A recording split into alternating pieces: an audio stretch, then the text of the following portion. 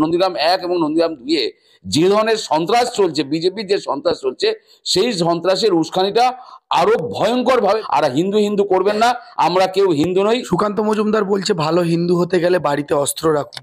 অস্ত্র কিনেছেন কিছু?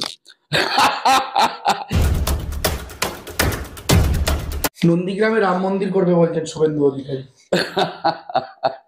না, আমার বক্তব্য হচ্ছে শুভেন্দুবাবু কেন, যে কোনো ব্যক্তি যে কোনো জায়গায় মন্দির, মসজিদ, গির্জা, গুরুদুয়ারা তৈরি করতে পারে, কিন্তু একজন বিরোধী নেতা হিসেবে যখন যদি বলে যে আমি কোথাও রাম মন্দির করব কোনো বিধানসভা ক্ষেত্রে, তাহলে সেটাকে পলিটিক্যাল হিসাবে দেখতে হবে। এর মধ্যে ধর্মীয় ভাবটা নেই। ধর্ম অর্থাৎ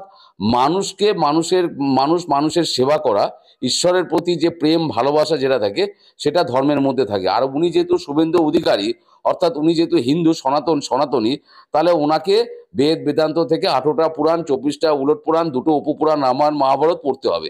পড়লে উনি বুঝতে পারবেন ধর্মীয় ব্যাখ্যাটা কি। কারণ রাজনীতি ব্যক্তি হিসেবে যদি বলে থাকেন যে আমি শুভেন্দু অধিকারী ব্যক্তি হিসেবে আমার পারিবারিক দিক থেকে আমি একটা কোনো মন্দির করতে চাই, সেটা অলওয়েজ ওয়েলকাম।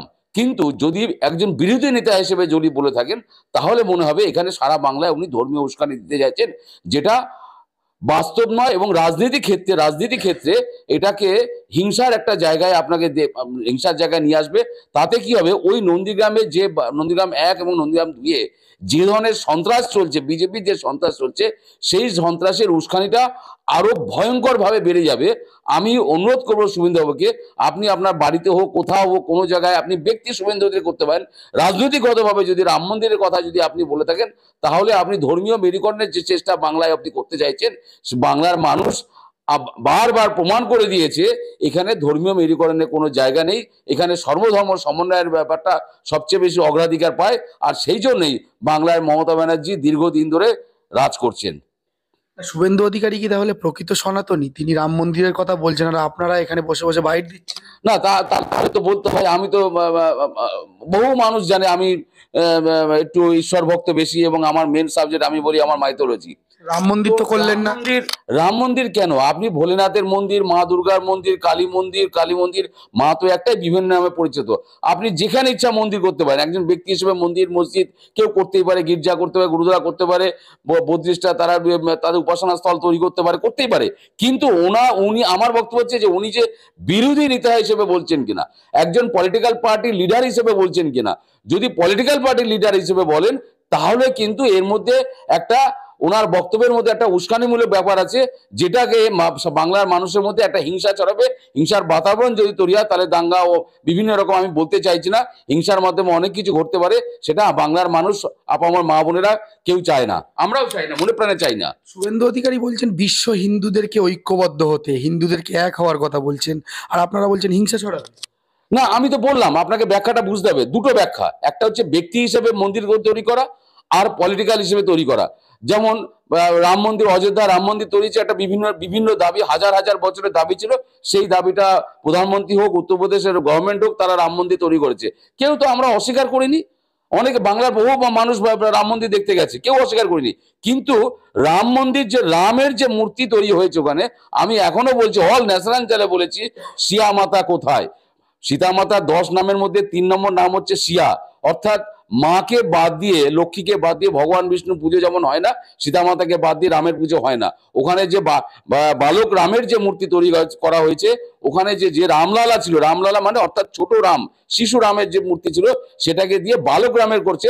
অর্থাৎ ওখানেও রাম মন্দিরের মাধ্যমেও কিন্তু সারা ভারতবর্ষে 2024 লোকসভা নির্বাচনের বৈতরণী পার করার জন্য একটা বিরাট প্রচার হয়েছিল, যেটা মানুষ সারা ভারতবর্ষের মানুষ অ্যাকসেপ্ট করেনি। তার মানে আপনাকে ধরে নিতে হবে, আপনি মন্দির করতে পারেন, কিন্তু মন্দিরের মাধ্যমে যদি রাজনীতি ছড়ানোর চেষ্টা করেন, আমার ভারতবর্ষের মানুষ সেটা বিশ্বাস করবে না, নেবে না, যেটা রাম মন্দিরের ক্ষেত্রে হয়েছে। সুকান্ত মজুমদার বলছে ভালো হিন্দু হতে গেলে বাড়িতে অস্ত্র রাখুন। অস্ত্র কিনেছেন কিছু? এটা উনি একজন অধ্যাপক হিসেবে এই ভাষা যেটা বলছেন, এটা আমি আপনাকে বলি, আমাদের সনাতন ধর্মে, আমি একজন হিন্দু বা সনাতনী, আমাদের মা দুর্গা, শিব, ব্রহ্মা, বিষ্ণু, ব্রহ্মা নয়, বিষ্ণু সবার হাতেই অস্ত্র আছে। অস্ত্র হচ্ছে প্রতিবাদের একটা জায়গা। আর তার একটা ছোট ছোট ব্যাখ্যা আছে, সেই ব্যাখ্যা ধরে চলা। তার মানে আপনি হিন্দু হতে গেলেই যে আপনার বাড়িতে অস্ত্র রাখতে হবে, আধুনিক যুগে আধুনিক যে আইন কানুনের যে ব্যবস্থা আছে সেই ব্যবস্থার মধ্য দিয়ে কিন্তু এই কথাটা একজন অধ্যাপক হিসেবে মানায় না। উনি যে কথা বলতে চাইছেন সেটা উস্কানির বক্তব্য। এই বক্তব্য আমি সুকান্ত বাবুকে বলবো, আপনি পলিটিক্যালি একজন মন্ত্রী হিসেবে, কেন্দ্রীয় মিনিস্টার হিসেবে এই ধরনের বক্তব্য আপনি বলবেন না, বাংলায় হিংসা ছড়াবেন না। বাংলার মানুষ সর্বধর্মে বিশ্বাসী এবং এইটাকেই আপনারা নিয়ে এগিয়ে চলার জন্য আমি অনুরোধ করবো না। হিন্দু ধর্ম রক্ষা করার জন্য তিনি অস্ত্র রাখতে বলছেন। না না, এরকম কোনো ব্যাপার নেই। হিন্দু ধর্ম রক্ষা করার জন্য অস্ত্র রাখতে হবে। উনি কে? আমি যখন বললাম আমি আমার মেন সাবজেক্ট আমি মনে করি মাইথোলজি, তাহলে যদি সবাই যদি আমরা অস্ত্র রাখি তাহলে কল্কি অবতারের প্রয়োজন নেই। দশম অবতার ভগবান বিষ্ণু যে দশম অবতার কল্কি অবতার যে জন্ম নেবেন, এই যে ঘোর কলি চলছেন, তিনি সমস্ত পাপ মুক্ত করবেন, পৃথিবীকে পাপ মুক্ত করে আবার আবার আবার সত্যযুগ ফিরে আসার যে চিন্তা ভাবনা, সেটা ওনার দায়িত্ব নেওয়ার কোনো প্রয়োজন নেই। এইভাবে হিংসা দেওয়ার দরকার নেই। যেটা ধর্মীয় শাস্ত্রে যে কথাগুলো লেখা আছে সেটা পরস্পর যেমন ঘটে আসছে, যুগ যুগান্তরে ঘুরে আসছে, সেটা ঘুরবে। আবার সত্য আসবে, আবার ত্রেতা আছে, দ্রাপর আসবে, আবার রাম আসবে, রাবণ আসবে, কৃষ্ণ আসবে, কংস আসবে, আবার হযরত মোহাম্মদ আসবে, আবার বুদ্ধিস্ট আসবে, সবাই আসবে। আবার এইভাবেই কিন্তু আপনাকে ছোট্ট একটা ব্যাখ্যা আপনাকে দিয়ে দিই এর মধ্যে, আপনাকে সকল মানুষকে জানার জন্য। যেমন পৃথিবী যেমন নিজের কক্ষপথে ঘোরে, পৃথিবী ঘুরতে ঘুরতে আবার সূর্যের চারপাশে যেমন ঘোরে, আবার সূর্য আবার এদেরকে সকলকে নিয়ে ওই ব্রহ্মাণ্ডের মধ্যে ঘুরতে থাকে। যখন আবার এই জায়গা থেকে ঘুরে আরেকটা জায়গা আসবে তখন সত্য, আবার এখানে যেমন ত্রেতা, আবার দ্রাপর, আবার কলি, আবার কলিতে এলে আবার সকলের সঙ্গে সকলে দেবে। মানুষের মৃত্যু হয়, আত্মার মৃত্যু নেই। সে মুসলমান হোক, খ্রিস্টান হোক, বৌদ্ধ হোক, জৈন হোক, শিখ হোক, ঈসাই হোক, আর হিন্দু সনাতনী হোক। আর হিন্দু হিন্দু করবেন না, আমরা কেউ হিন্দু নই, আমরা সনাতনী সবাই। আমাদের ধর্মের নাম সনাতন ধর্ম। সনাতন অর্থাৎ আদি অনন্ত। ওরা যে ব্যাখ্যা দেয়, বিশ্ব হিন্দু পরিষদ যে ব্যাখ্যা দেয়, সম্পূর্ণ ভুল ব্যাখ্যা দেয়। এদের মধ্যে কোনো বেদান্ত থেকে উপনিষদ থেকে শুরু করে এবং বিভিন্ন যে আমাদের যে শিব পুরাণ, বিষ্ণু পুরাণ, গরু পুরাণ থেকে শুরু বিভিন্ন পুরাণ যে আছে, 18টা পুরাণ, 24টা দুটো উপপুরাণ, রামায়ণ মহাভারত যে আছে, তার মধ্যে আপনাকে বলি সমস্ত পুরাণ কিন্তু ঋষি দ্বৈপায়ন ব্যাসদেব লিখেছেন। একটা বই লিখেছেন বাল্মীকি মুনি, রামায়ণ লিখেছেন। অর্থাৎ ওনাকে সমস্ত তথ্য জেনে এসে আমার মনে হয় ভারতবর্ষের মানুষকে এত বোকা ভাবার কোনো ব্যাপার নেই। উনি তথ্য যদি ভুল দিয়ে থাকেন, সেই তথ্য কিন্তু ভারতবর্ষের মানুষ অ্যাকসেপ্ট করবে না, সারা বিশ্বের সনাতনী অ্যাকসেপ্ট করবে না। সুকান্ত মজুমদারের অস্ত্র মন্তব্যের পর এবার তীর ধনুক রাখার নিদান কার্তিক মহারাজের। কার্তিক মহারাজকে এই বিজেপি সরকার বা কেন্দ্র সরকার পদ্মশ্রী পুরস্কারের জন্য মনোনীত করেছে। না, আমি সত্যি আমি অবাক হয়ে গেলাম।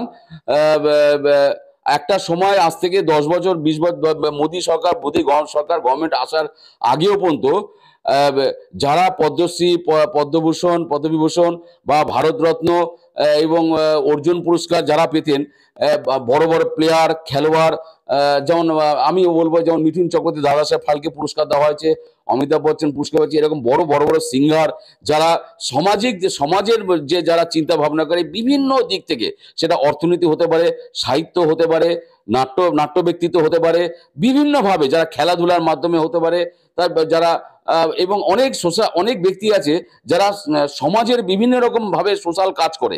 অর্থাৎ যারা সোশ্যাল কাজ করে তাদেরকে যদি পদ্মশ্রী, পদ্মবিভূষণ বা অর্জুন পুরস্কার বা ভারতরত্ন বা বিভিন্ন দাদাসাহেব বিভিন্ন যে পুরস্কারগুলো আছে, এই পুরস্কারগুলো রাষ্ট্রপতির হাত থেকে পাওয়া, অর্থাৎ এই জায়গায় দাঁড়িয়ে যদি পলিটিক্যালি চিন্তা করা হয়, রাজ্যের কোনো একটা কমিটি বানিয়ে দিলাম, এরা রাষ্ট্রপতি পুরস্কার পাবে, সেপ্টেম্বর পর্যন্ত সেপ্টেম্বর 15 তারিখ পর্যন্ত আবেদন করবে, আর যখন 26শে জানুয়ারি আসবে প্রতি বছর বিজেপি নেতারা পুরস্কারগুলো পাবে।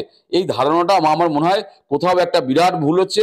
যদি আমি দেখলাম কয়েকজন মানুষ এখানে পেয়েছেন, আমি তাদেরকে অসম্মান করছি না।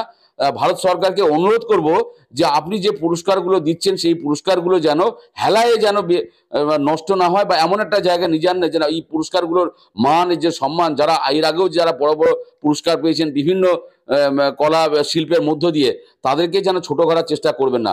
ভারত সরকারের কাছে আমার অনুরোধ, আপনারা এমন লোককে পুরস্কার দিন যারা পুরস্কার পাওয়ার যোগ্য। যেমন কালকে একটা অনুষ্ঠানে আমি গেছিলাম, একজন ভদ্রলোক বলছিলেন যে আমি ওই সম্মান পাওয়ার যোগ্য কিনা, যদি বলি, যেমন কেউ একজন আছেন, একদিন দেখি বলেন, আমাকে একদিন বলছিলেন যে আমি পদ্মশ্রী পুরস্কার পেয়েছি, আপনি আমার এগেনস্টে চ্যানেলে বলছে, আপনি আমার সাথে বলা মানে ভারত সরকারের বিরুদ্ধে বলা, আপনি কি বোকা বোকা কথা বলছেন? আপনি যদি ভারত বিরোধী কথা বলেন, আপনি একজন পদ্মশ্রী পুরস্কার বিভিন্ন পলিটিক্যাল ইস্যুর উপর বক্তব্য রাখছেন, তাহলে আপনার বিরুদ্ধে কেউ বক্তব্য রাখবে না? অর্থাৎ আমি তার নাম বলছি না, আমার বক্তব্য হচ্ছে তিনি কি এই পুরস্কার পাওয়ার যোগ্য, বা আমি কি যোগ্য, বা তুমি কি যোগ্য? যদি যোগ্য হয়, রাষ্ট্রপতির কোনো যদি কমিটি থাকে, সেই কমিটি যদি এটা যদি গ্রহণ করে, আর বিভিন্ন রাজ্য থেকে আবেদন নিয়ে কিন্তু এটা হয় না, সাধারণ মানুষের আবেদন বা কোনো পলিটিক্যাল পার্টি আবেদনই হয় না।